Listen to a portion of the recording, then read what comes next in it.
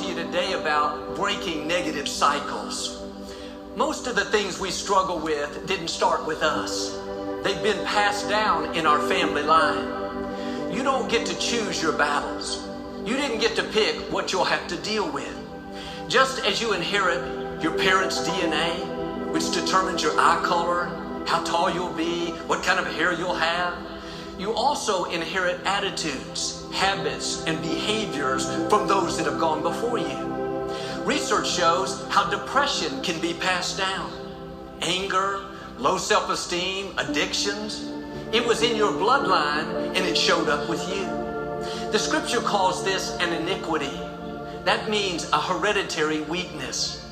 I've seen families that can't get along. Parents arguing, cousins upset, siblings bitter, grandparents at odds.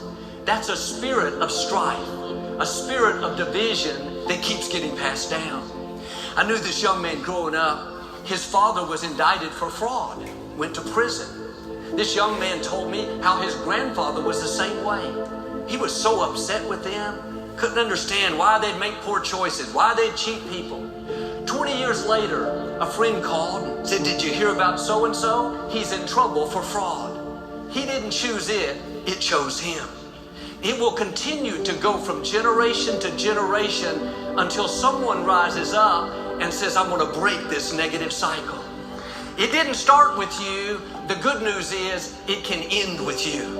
You can be the one that affects generations to come. You can make it easier on your children and grandchildren.